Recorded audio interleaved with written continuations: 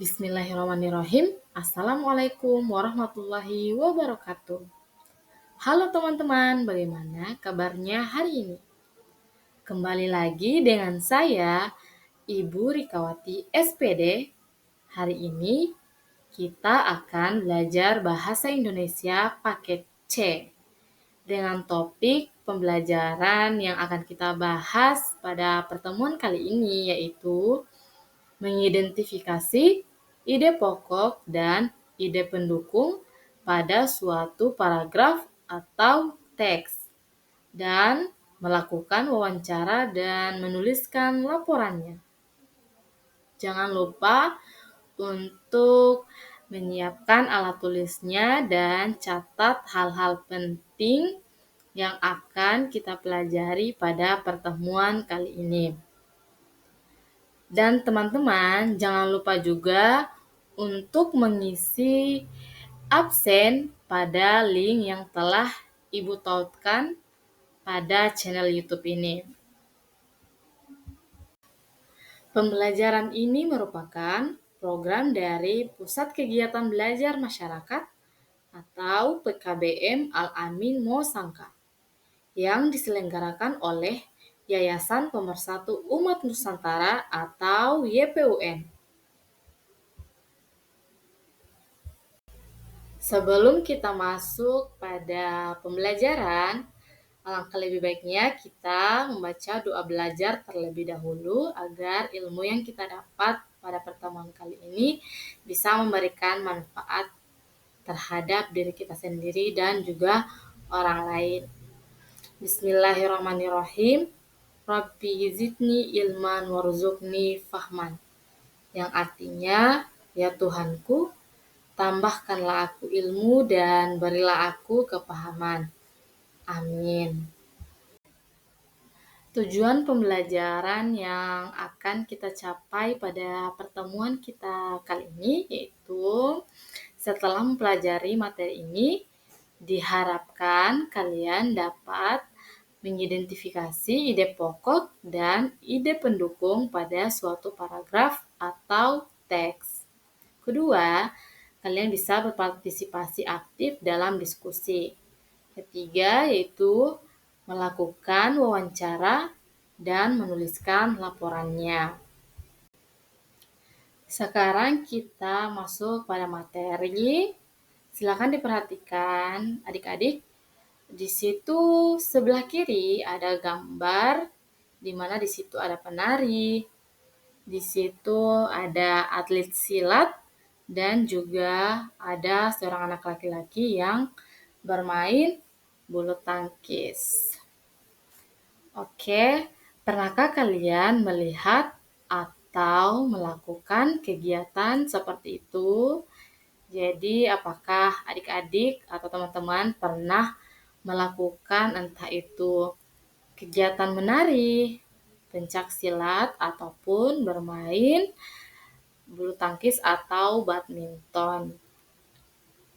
Kemudian, sebutkan kegiatan yang dilakukan anak-anak di gambar tersebut.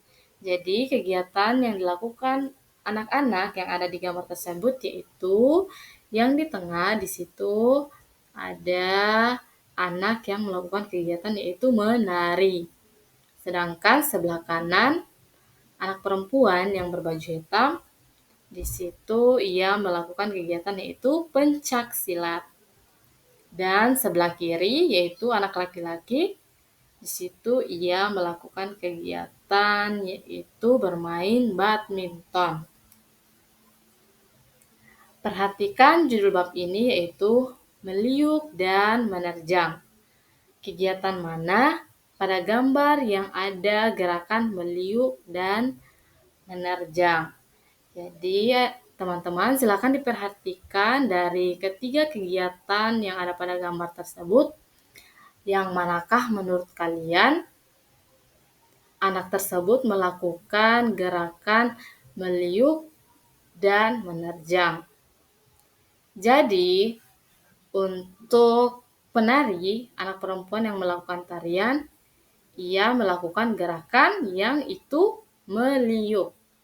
Sedangkan Kegiatan atau gerakan menerjang yaitu dilakukan oleh seorang anak laki-laki yang bermain badminton dan juga seorang anak perempuan yang sedang latihan pencak silat.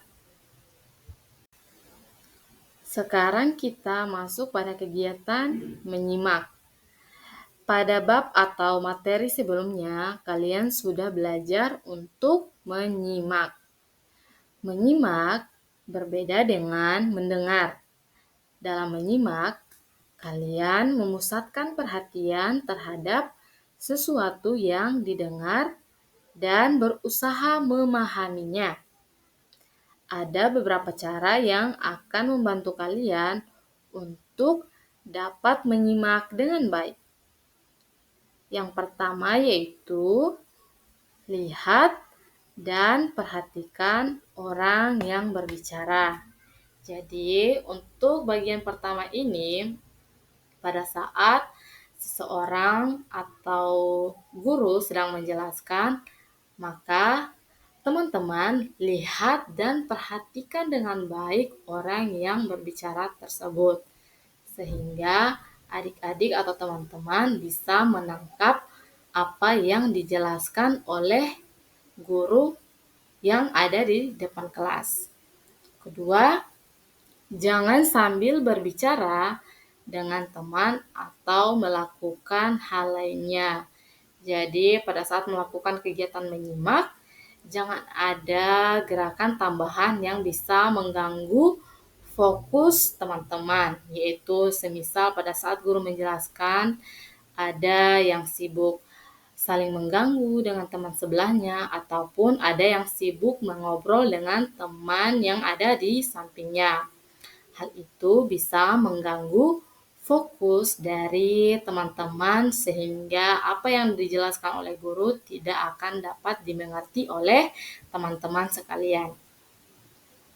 Yang ketiga, kalau perlu catat informasi penting seperti nama orang, nama tempat, tahun, dan lain-lain. Jadi pada saat ada guru yang menjelaskan, teman-teman silakan catat hal-hal penting yang menurut teman-teman tidak bisa diingat jika informasi tersebut tidak ditulis pada buku kalian masing-masing. Oke, tutuplah buku kalian lalu simaklah guru membacakan teks dikenal karena menari dengan cermat. Jadi silakan diperhatikan dengan baik, disimak dengan baik. Ibu akan membacakan teks yang berjudul yaitu Dikenal Karena Menari. Dikenal karena menari. Indonesia memiliki banyak sekali budaya, khususnya tarian. Tari-tarian itu menjadi ciri khas suatu daerah. Berikut ini dihimpun 5 desa yang terkenal dengan ciri khas tarian dan para penarinya. Desa pertama adalah Desa Oleh Sari di Banyuwangi, Jawa Timur, yang terkenal dengan tari seblang.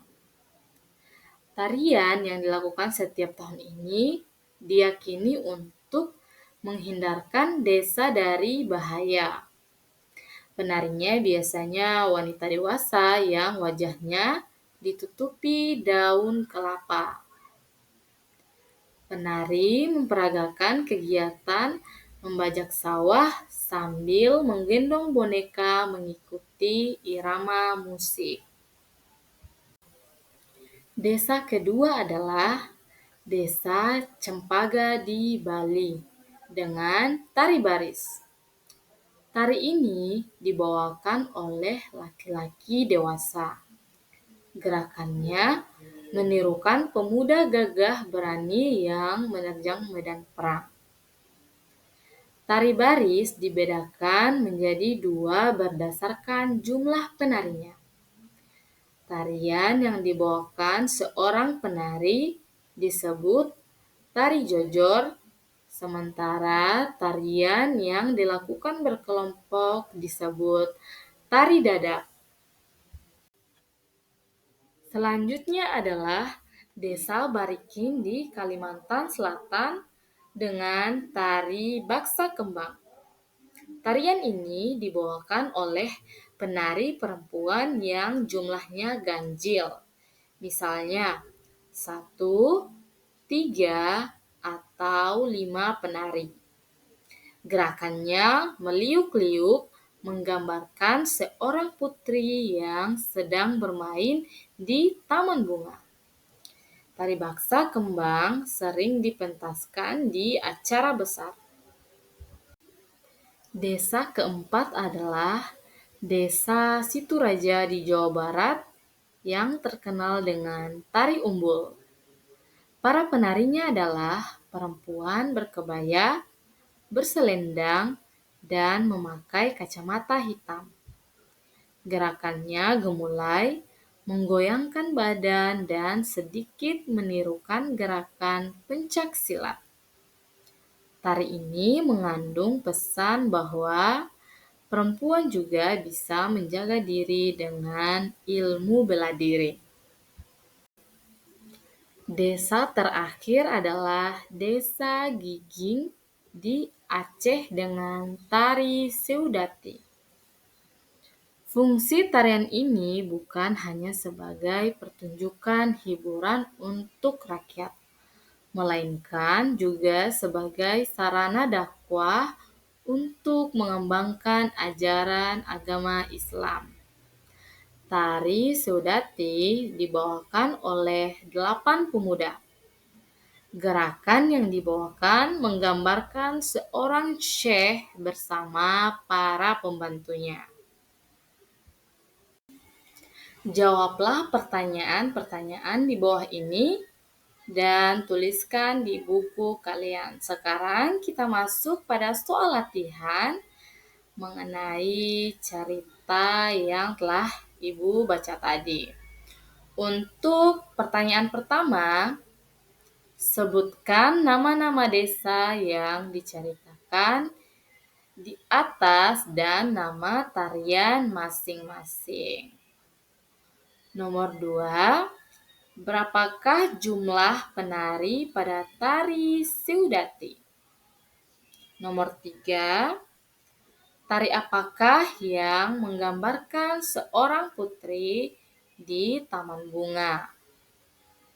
Nomor 4, apakah nama tari yang gerakannya seperti ada gerakan silat? Dan soal yang terakhir, ada tarian yang dilakukan untuk tujuan tertentu. Sebutkan nama dan tujuannya. Jadi silakan dikerjakan 5 pertanyaan ini, teman-teman. Dan di slide selanjutnya, Ibu akan jelaskan apa-apa saja jawaban dari kelima pertanyaan dari soal latihan ini. Silakan diperhatikan dengan baik dan seksama. Di sini Ibu telah tampilkan jawaban dari 5 pertanyaan yang telah Ibu bacakan sebelumnya tadi. Jadi untuk soal nomor 1 yaitu sebutkan nama-nama desa yang diceritakan di atas dan nama tarian masing-masing. Jadi jawabannya adalah nama-nama desa yang diceritakan adalah Desa Olehsari di Banyuwangi, Jawa Timur, yang terkenal dengan tari seblang. Kedua, Desa Cempaka di Bali dengan tari baris. Desa Barikin di Kalimantan Selatan dengan tari Baksa Kembang. Desa Situraja di Jawa Barat yang terkenal dengan tari umbul, dan Desa Gigieng di Aceh dengan tari Seudati. Kita lanjut ke soal nomor 2. Berapakah jumlah penari pada tari Seudati? Jadi tadi sebelumnya kita sudah sempat baca teks atau paragrafnya. Untuk jawaban nomor 2 yaitu tari Seudati dibawakan oleh 8 pemuda. Pertanyaan nomor 3, tari apakah yang menggambarkan seorang putri di taman bunga? Jawabannya yaitu tari Baksa Kembang menggambarkan seorang putri yang sedang bermain di taman bunga.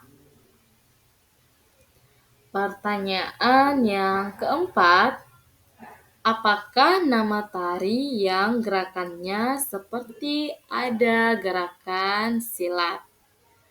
Jawabannya adalah tari umbul menirukan gerakan pencak silat.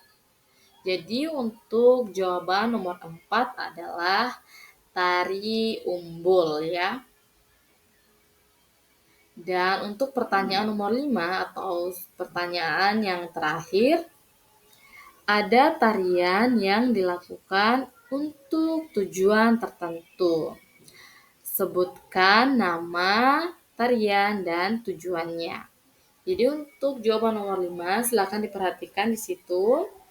Yang pertama itu tari Seblang dari Banyuwangi, Jawa Timur. Bertujuan untuk menghindarkan desa dari bahaya. Yang kedua ada tari Baris dari Bali. Tujuannya untuk mengeluh-elukan kejantanan pahlawan Bali. Yang ketiga ada tari Baksa Kembang dari Kalimantan Selatan. Bertujuan untuk penyambutan tamu. Dan yang keempat, tari umbul dari Jawa Barat bertujuan untuk merekatkan kebersamaan untuk melawan penjajah.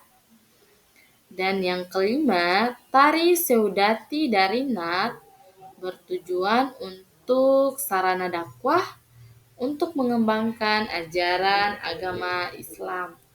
Jadi itu dia jawaban dari kelima pertanyaan. Silakan dicatat teman-teman di buku tulisnya masing-masing.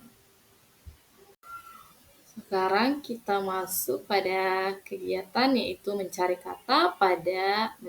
makna kata pada KBBI atau Kamus Besar Bahasa Indonesia.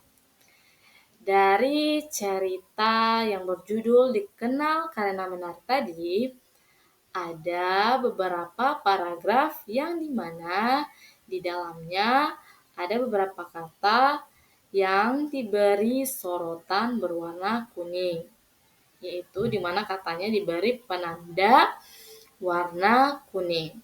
Jadi dari setiap kata-kata yang diberi sorotan berwarna kuning tadi, di situ kita akan mencari makna katanya di Kamus Besar Bahasa Indonesia atau KBBI.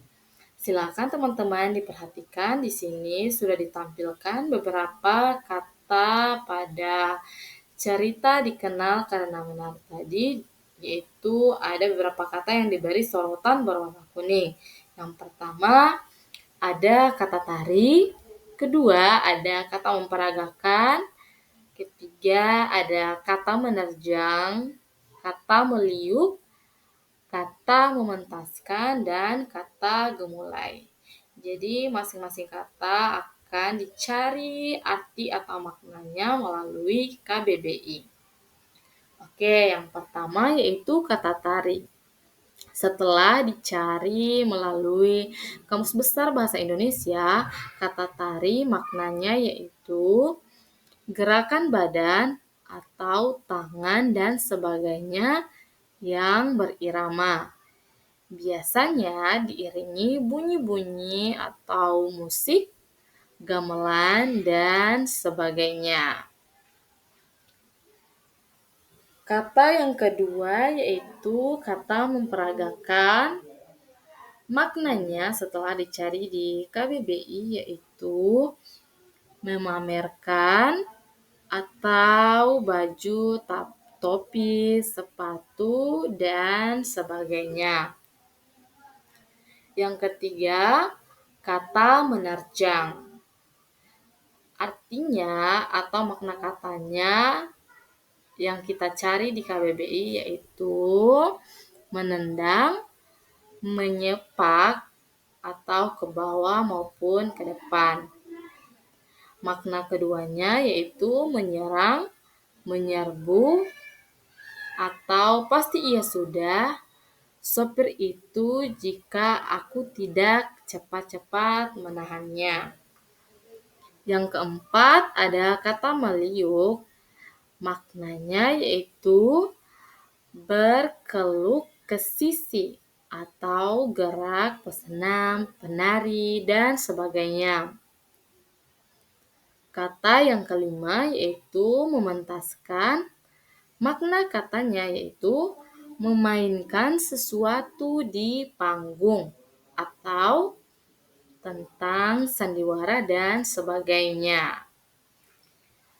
Kata yang keenam yaitu gemulai, maknanya adalah lemah lembut atau tentang gerak anggota tubuh.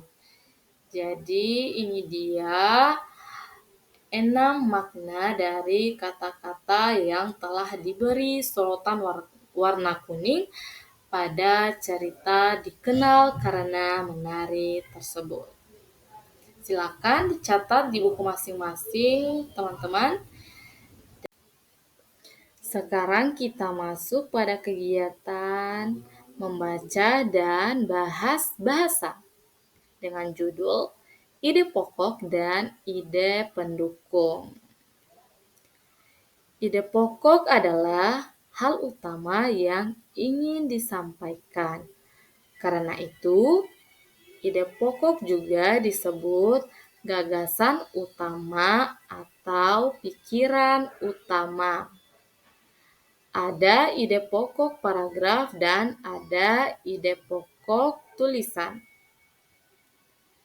Ide pokok suatu paragraf biasanya dapat kita baca di dalam salah satu kalimat di paragraf tersebut. Sementara ide pokok suatu teks utuh biasanya tidak tertulis begitu saja. Karena itu, untuk memahami ide pokok teks utuh, kita harus membaca semua paragraf dengan melihat hubungan ide pokok satu paragraf dengan paragraf lainnya dalam suatu tulisan. Kita bisa mengetahui ide pokok tulisan tersebut. Ide pendukung atau gagasan pendukung adalah informasi tambahan yang menjelaskan ide pokok. Karena itu, ide pendukung sering pula disebut sebagai ide penjelas. Sekarang kita masuk pada latihan. Sekarang bacalah kembali teks Dikenal Karena Menari. Temukan ide pokok dan ide pendukung setiap paragraf. Tuliskan di buku kalian. Tuliskan pula ide pokok dari teks Dikenal Karena Menari tersebut. Kalian dapat membuatnya seperti tabel di bawah ini. Silakan diperhatikan, di situ sudah ada jawaban untuk ide pokok dan ide pendukung pada paragraf yang pertama. Silakan diperhatikan di situ ide pokok paragraf pertama, yaitu berikut ini dihimpun 5 desa yang terkenal dengan ciri khas tarian dan para penarinya. Ide pendukung dari paragraf pertama yaitu Indonesia memiliki banyak sekali budaya, khususnya tarian. Tarian itu menjadi ciri khas suatu daerah. Jadi untuk paragraf kedua dan paragraf selanjutnya atau seterusnya, silahkan ditulis sesuai dengan cara penjawaban atau penulisan pada paragraf pertama. Untuk ide pokok dan ide pendukungnya disesuaikan masing-masing paragrafnya, yaitu entah itu paragraf kedua, ketiga, keempat, ataupun paragraf selanjutnya. Sekarang kita lanjut ke paragraf kedua. Untuk ide pokoknya yaitu Desa Olehsari di Banyuwangi, Jawa Timur terkenal dengan tari sebelang. Sedangkan untuk ide pendukung dari paragraf kedua yaitu kalimat lainnya. Paragraf ketiga, ide pokoknya yaitu Desa Cempaka di Bali terkenal dengan tari baris. Sedangkan ide pendukungnya yaitu kalimat yang lainnya. Paragraf keempat untuk ide pokoknya yaitu Desa Barikin di Kalimantan Selatan dikenal dengan tari baksa kembang. Sedangkan untuk ide pendukungnya yaitu kalimat lainnya. Kalimat lainnya ini maksudnya adalah kalimat selanjutnya setelah kalimat dari ide pokok tersebut. Kenapa Ibu tidak tuliskan langsung di sini? Karena untuk ide pendukungnya kalimatnya terlalu panjang sehingga Ibu beri kode saja yaitu kalimat lainnya. Paragraf kelima, ide pokoknya yaitu Desa Situraja di Jawa Barat terkenal dengan tari umbul. Sedangkan ide pendukungnya yaitu kalimat lainnya. Paragraf keenam, ide pokok Desa Gigieng di Aceh dengan tari Seudati. Sedangkan untuk ide pendukungnya yaitu kalimat lainnya. Ide pokok teks dikenal karena menari, beberapa daerah terkenal karena tarian yang menjadi ciri khasnya. Silakan ditulis di bukunya masing-masing ya, teman-teman. Sekarang kita lanjut pada bagian bahas bahasa. Silakan diperhatikan poster berikut ini. Silakan perhatikan teman-teman, di sini Ibu telah menampilkan poster dengan judul Mari Cintai dan Pelajari Tarian Nusantara Indonesia. Di sini ada beberapa gambar tarian Nusantara yang ada di Indonesia. Yang jelasnya dari keenam gambar yang ada pada poster, itu adalah tarian yang berbeda-beda di masing-masing kepulauan atau masing-masing suku. Mari cintai dan pelajari tarian Nusantara. Tunjukkan warna Indonesiamu. Kalimat pada poster di atas bersifat mengajak. Kalimat tersebut berusaha meyakinkan atau membujuk orang agar mau mengikuti isi atau pesan dari kalimat tersebut. Kalimat seperti ini disebut kalimat persuasif. Adapun ciri-ciri kalimat persuasif antara lain yaitu bersifat ajakan.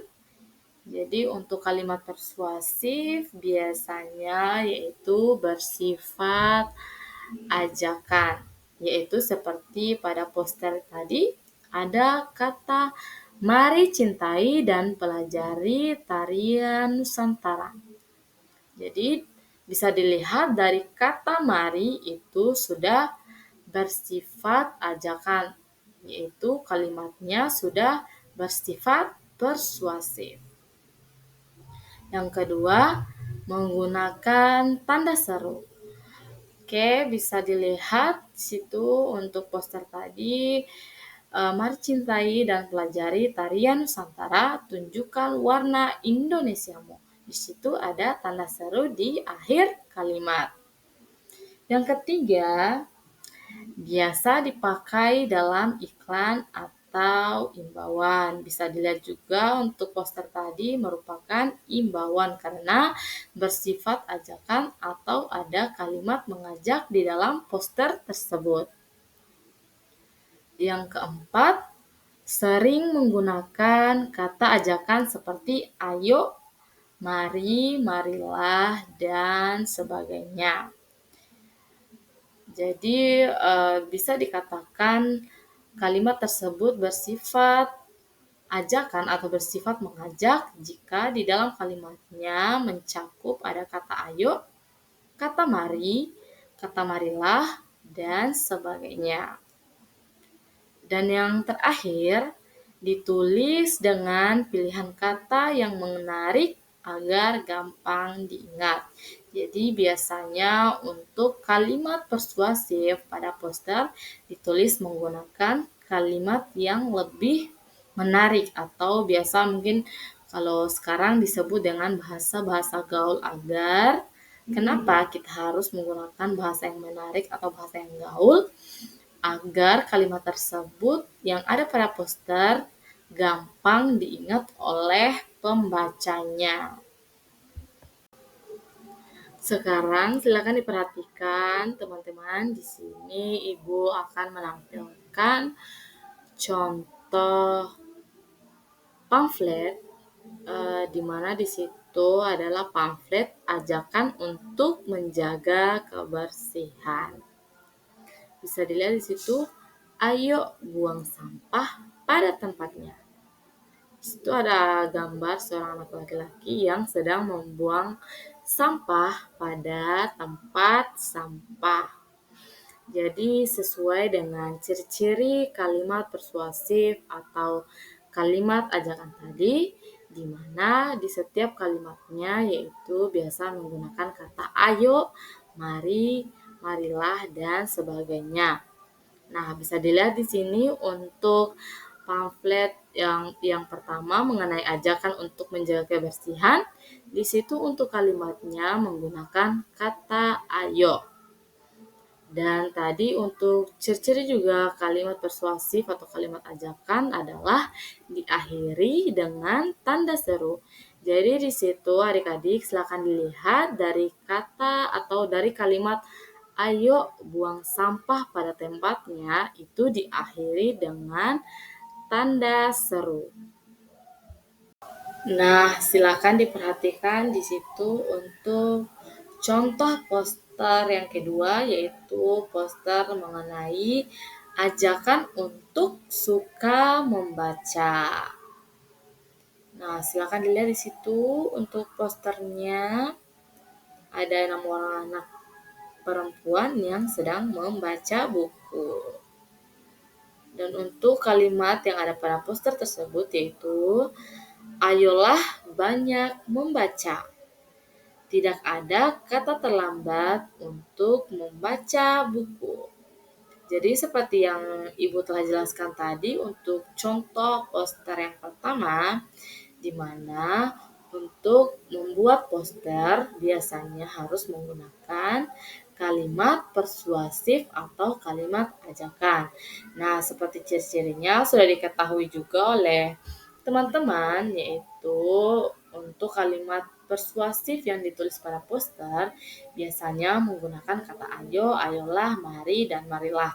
Nah, di sini untuk poster mengenai ajakan untuk suka membaca di situ menggunakan kata persuasif yaitu ayolah. Dan di mana setiap kalimatnya harus diakhiri dengan tanda seru. Seperti pada poster yang kedua ini yaitu ayolah banyak membaca, diakhiri dengan tanda seru. Selanjutnya, poster yang ketiga yaitu poster ajakan untuk mengikuti latihan menari. Nah, Di situ posternya ada 3 orang anak perempuan yang sedang menari.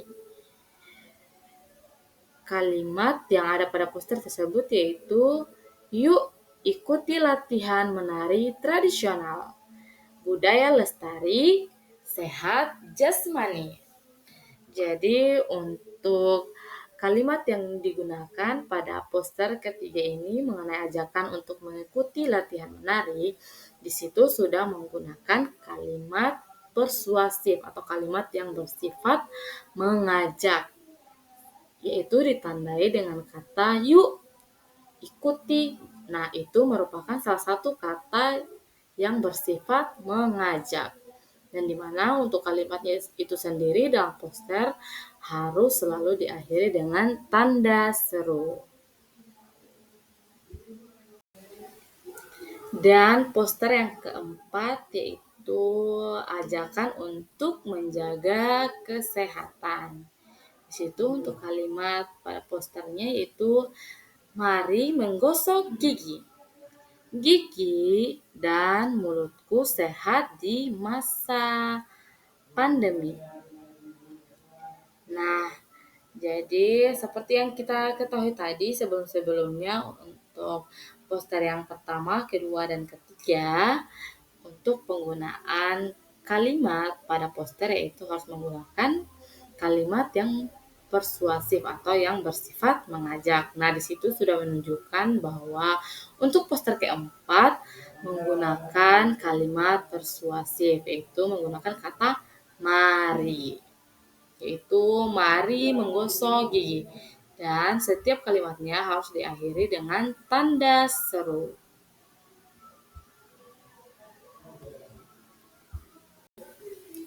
Dan sekarang poster yang kelima yaitu mengenai seruan untuk membangkitkan semangat. Adapun kalimat yang ada pada poster tersebut yaitu, ayo jangan pernah menyerah apapun yang terjadi. Jadi nanti Ibu akan jelaskan kembali bahwa pada saat pembuatan poster, kita harus menggunakan kalimat persuasif, yaitu kalimat yang bersifat ajakan. Dan harus menggunakan kalimat yang mudah diingat atau tidak menggunakan bahasa Inggris. Pembuatan poster juga harus menggunakan gambar yang lebih menarik agar bisa menarik perhatian para pembaca pada saat melihat poster tersebut. Sekarang kita lanjut pada kegiatan membaca. Bacalah teks berikut ini dengan seksama. Di situ ada kartu laporan wawancara. Di situ ada keterangan nama, sekolah, kelas, tanggal, dan keterangan orang yang diwawancarai.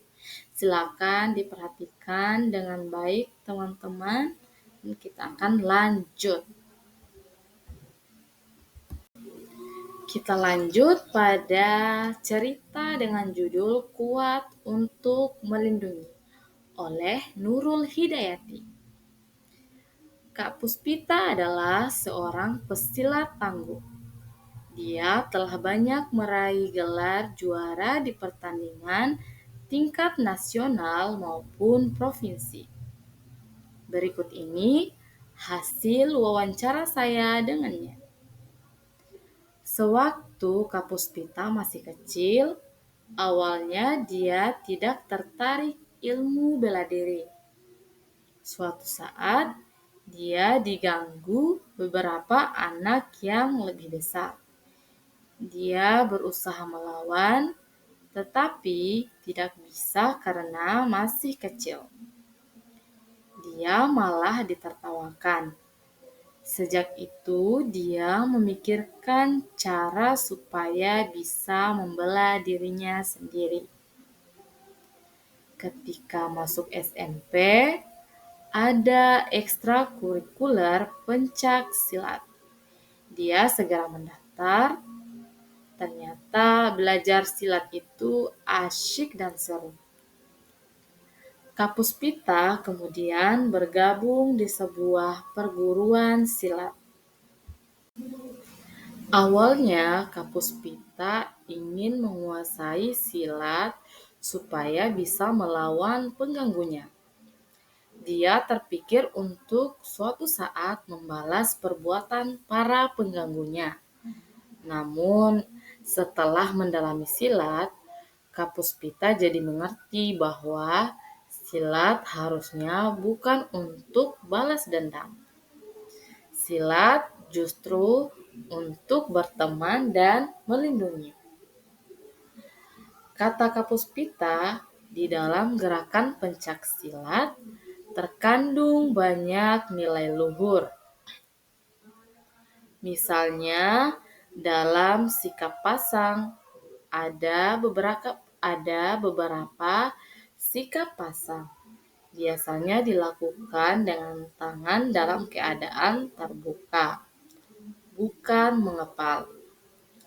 Artinya, silat itu bukan untuk berkelahi atau menyakiti. Kalau ada yang menyerang, hal pertama yang sebaiknya dilakukan adalah menghindar dan menangkis. Kalau dia masih menyerang, barulah kita patahkan gerakannya tanpa melukai.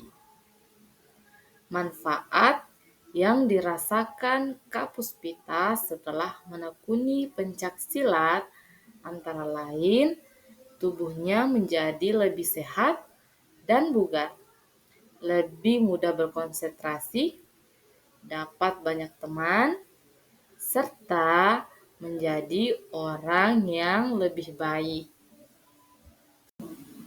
Kapus Pita menjelaskan bahwa keberhasilannya dalam pertandingan-pertandingan adalah berkat disiplin dalam latihan. Kapus Pita mengatakan bahwa ini tidak hanya berlaku pada silat. Apapun yang kita lakukan, kalau kita lakukan dengan tekun dan sungguh-sungguh, pasti akan memberikan hasil yang baik. Selanjutnya, Kapus Pita berharap bahwa anak-anak seusia saya belajar ilmu bela diri, terutama silat. Pencak silat adalah seni bela diri asli negara kita. Jadi, di samping mendapatkan banyak manfaat untuk diri sendiri, sekaligus juga melestarikan budaya bangsa Indonesia. Sekarang kita lanjut pada kegiatan berdiskusi. Diskusikan isi teks laporan wawancara kuat untuk melindungi pada halaman sebelumnya. Berbicaralah dengan suara yang jelas agar pembicaraan kalian dipahami dengan baik.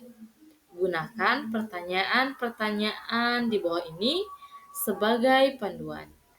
Pertanyaan pertama yaitu, judul laporan di atas adalah kuat untuk melindungi. Menurut kalian, apa makna yang ingin disampaikan penulis dengan judulnya ini?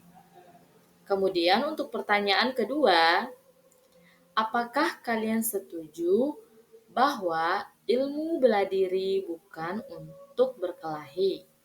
Jelaskan jawaban kalian. Pertanyaan ketiga, apa ilmu bela diri yang ingin kalian pelajari dan mengapa?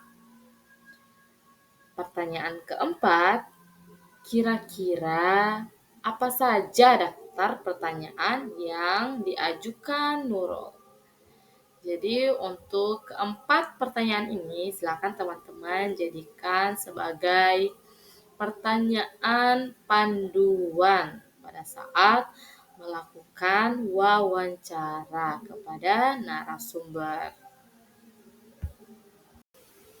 Sekarang mari berlatih. Silakan adik-adik men-scan kode QR yang telah Ibu tampilkan. Di situ ada kode QR yang bisa di-scan melalui HP. Nah, setelah di-scan, di situ akan muncul Google Form. Di situ ada 10 soal latihan pilihan ganda mengenai materi pada pertemuan kita hari ini. Silakan dibaca baik-baik soalnya dan jawab dengan benar. Untuk pembelajaran kita hari ini kita cukupkan sampai di sini. Jangan lupa tetap belajar di rumah, diperiksa kembali materi-materi yang dipelajari hari ini. Jadi untuk itu kurang dan lebihnya mohon dimaafkan. Wabillahi taufiq wal hidayah. Wassalamualaikum warahmatullahi wabarakatuh.